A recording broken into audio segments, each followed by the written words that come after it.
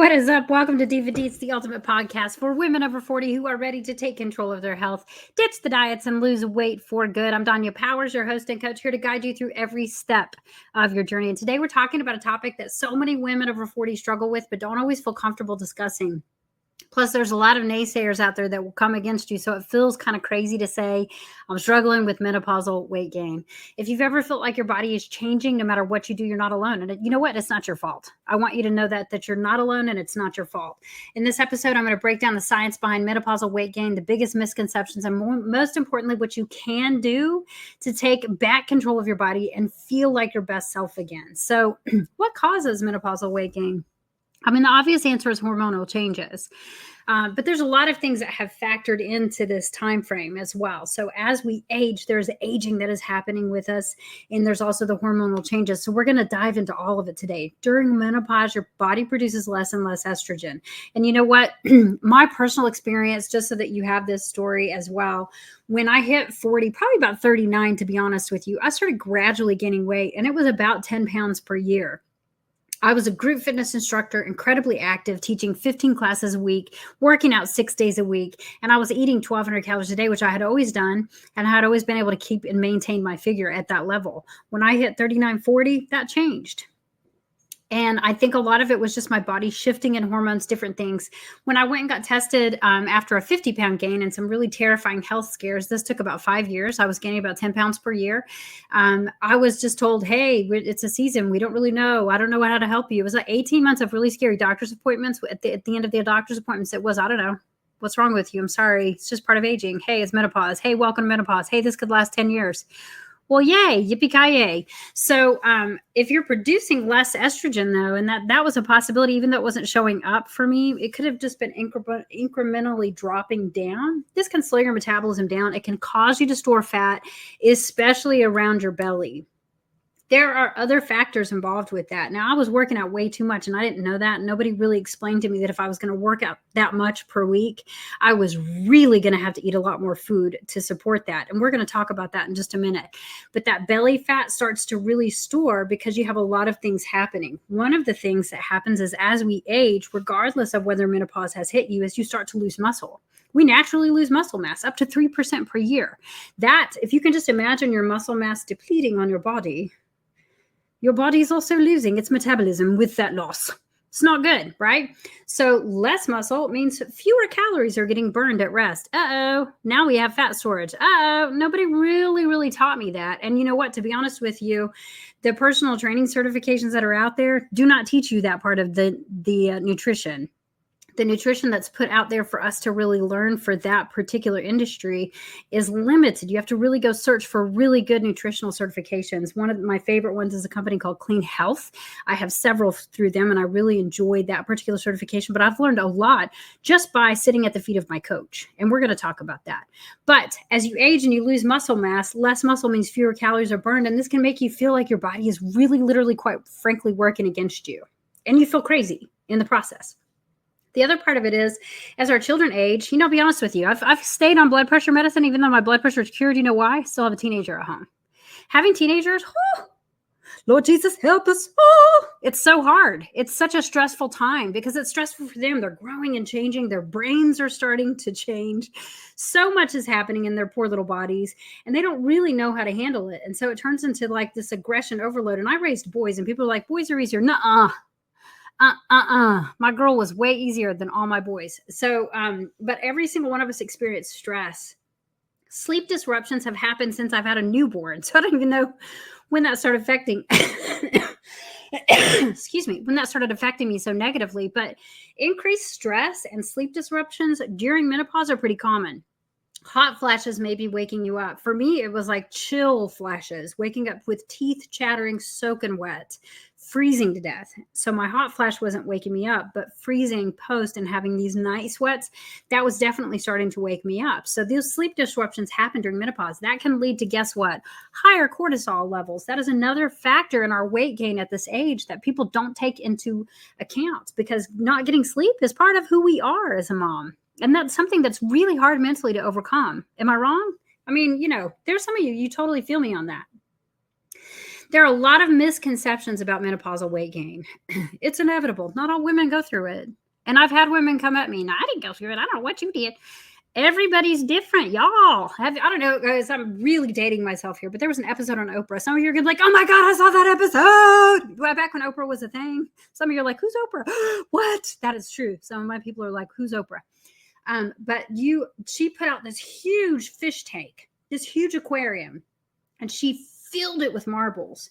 And she pulled out one marble, and she said, "Every bit of these marbles are the DNA possibility that made you. This marble is you." So why does it affect some people and not? Because that one marble, the genetics are a factor.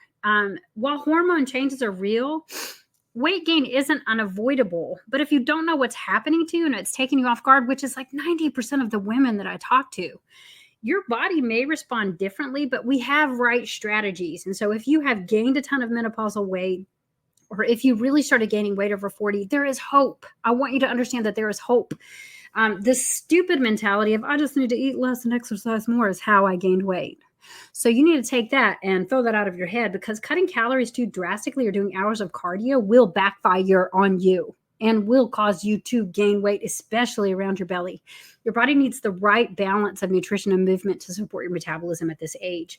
And it's not something you can fiddle with, where in the past you could be like, I'm just going to eat extra broccoli. Lost a pound. Doesn't work like that anymore. You could eat extra broccoli all day long. All you have is extra gas. It's not helping you lose weight anymore. Am I wrong? I'm not wrong. Trust me, I'm not wrong. A lot of women I talk to, it's too late for me. Baby girl, come on. I'm 48 years old. I'm wearing my badass grandma t-shirt. In case you can't see it here, I'm wearing my badass grandma t-shirt, and it's important for me to notate that I get to be a grandma in March. We are all absolutely able to take control of our health. Some of the women I work with are in their 70s, and they haven't been able to lose weight since they were in their 40s. It's never too late to take control of your health. Your body is adaptable, and even small changes can have a big impact on extending your life. Let's have some steps to combat menopausal weight gain. As my dog barks. I think she's still barking. Goldie, please lay down. All right, listen, prioritize protein. And you hear this all the time, protein. If you hear that little soundbite, protein, get your protein. Protein's so critical, y'all. I cannot begin to describe how much I sneak protein into my plan. When I'm drinking a cup of coffee, I can assure you there's protein shake in my drink. I always have protein bars on hand. I always have protein on hand because that is the thing that your metabolism needs to maintain muscle and boost. Let me say that again. Protein helps you maintain muscle and boost your metabolism. Aim to include protein at every meal. Listen, this is hard to think about because we're such undereaters as Generation X. We've been taught, eat a shake for breakfast, eat a shake for lunch, and have a sensible dinner, and then you're going to lose weight. That's what we know. Cabbage soup diet, anybody? Here's the thing. If you do not have 25 to 30 grams of protein, at least 3 to 6 meals per day, preferably 5 to 6 meals, 25 to 30 grams of protein, you are going to struggle with your metabolism depleting on you. Okay. So listen, building muscle is the key. You have to build muscle. I'll talk to women that are like, but what size dumbbells do you have? 2-pound dumbbells. Okay. When's the last time you picked up a 2-pound baby? When's the last time you picked up a 2-pound gallon of milk? When is the last time you picked your butt up out of the car and it weighed 2 pounds? You have to be able to pick up weight. You have to be able to put on you have to be able to put on muscle. Building muscle is the key to keeping your metabolism strong and healthy. Let me say that again. Building muscle is the key to keeping your metabolism strong and healthy, because even 2 to 3 sessions of strength training per week can make a huge difference. But think about what you're picking up. If you want to take your groceries in from the car into the house, that is going to weigh more than 2-pound dumbbells. Why would you even waste your time with 2-pound dumbbells? Okay. Even the grip strength of picking up heavier weight is so important. I watched there's a girl that I follow, who is super funny. She's a real estate agent named Amy Evans. I don't know what her handle is, but anyway, she's also a power lifter, and she's very, very tall. She's like over 6 foot, and she's very, very strong. And one time she opened her oven and tore the whole door off, and she was like, I forget my strength sometimes. Power lifters are so strong because they're picking up such heavy weight. So you need to be strong like that because you have people that need you to be able to get up and down out of the floor. They need you to be able to pick up the babies and hold the babies up until they're like 8 years old. You know what I mean? So you want to make sure that you are building muscle. At least 3 times a week is my preference. But you can take it down to 2, but you want to build strength. You know what? Have something simple. Have a chest and triceps workout, have a back and biceps workout, and have a lower body day where you're building your legs. Take those 3 things and do that. Separate them out over 3 days. Monday, Wednesday, Friday is perfect. And that's what you need to do. That will make a huge difference in your life. Manage your stress and your sleep. That is easier said than done. Practicing stress-reducing activities like yoga is why I keep teaching yoga. It honestly is, because I am not naturally, as you probably can tell by looking at this video, I am not, or listening to this podcast, I am not naturally a quiet-oriented person and calm. In fact, when they first asked me to teach yoga classes, it was because they were desperate. And I was like, are you sure? I'm not necessarily a serious person, but here I was teaching yoga with no clue what I was doing. But after about 3 years of teaching, I really started to practice yoga. And in the sense, when I say practice it, I learned how to be quiet with myself. I learned how to be comfortable with the sound of my own breath. And I've learned how to be quiet in my thoughts and be comfortable with my own thoughts and still them. And so that part of meditation and yoga has been life-changing for me. I am a Christian. I'm not saying that you have to be a Christian to listen to this podcast, and I don't really preach a whole lot. But one of the things that I learned along the way was that when I would get into child's pose, that's a great prayer position. And I never thought about it, but in the Bible, that's how they pray. They pray prone.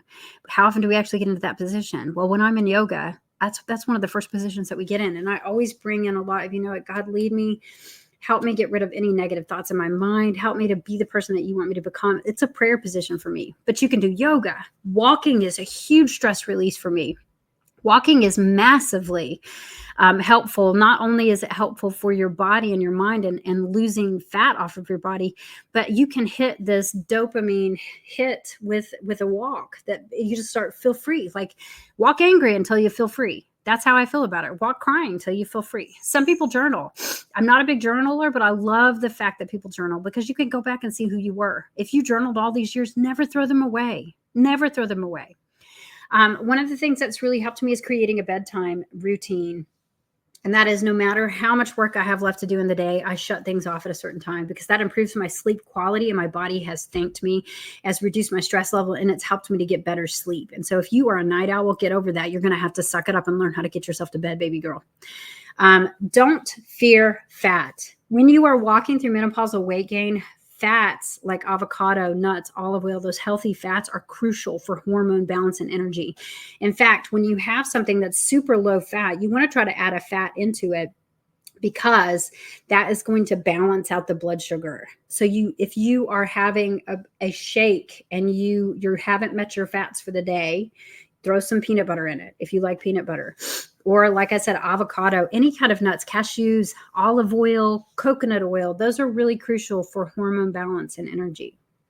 Listen, menopause weight gain is real. You are not alone. It doesn't have to define your story. It's a big part of my story as a coach because let me tell you, getting fat as a coach is completely humiliating. There are a lot of people that criticize me online. I think I probably get the most criticism on YouTube about being a fat coach. But I didn't used to be. But what I want people to realize is that you need to be able to empower who you are and become who you are and put yourself out there no matter what your size is, because your story is so important and needs to be heard. Menopause doesn't have to define your story, but by understanding your body and making these small, consistent changes, you can take control. You can feel strong. You can feel confident, and you can feel fabulous again. I promise you. Here's my challenge for you. This week, pick one strategy from today's episode, whether it's adding more protein, start strength training, or prioritizing sleep, and commit to it for a whole week, because you know what happens? Things that get celebrated get repeated, and small steps lead to big results. So if you do that, make sure you message me. Make sure you comment on this post because I want to know and celebrate with you those small wins. If this episode resonated with you, share it with another diva who needs to hear it. And don't forget to tag me on social media, Danya Powers, EC on Instagram, and Danya Powers on Facebook with your wins. Until next time, stay strong, stay consistent, and stay fabulous. Divas, love ya.